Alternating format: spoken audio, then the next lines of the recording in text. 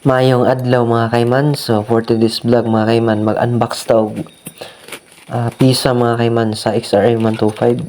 So kita na gitag diskarte mga atong mga suki nga customer di na kayo madak-an. So ani ra din mga kayman no.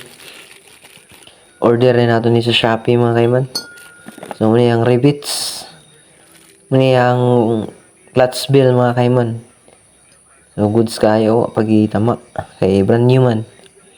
So muna tong ipuli ato ang clutch bill nga hilis na kayo. So katong mga dragging nga XRM mo gina issue sa mga XRM yun 125. Dragging nga mga XRM para ani mo ni siya nahilis na.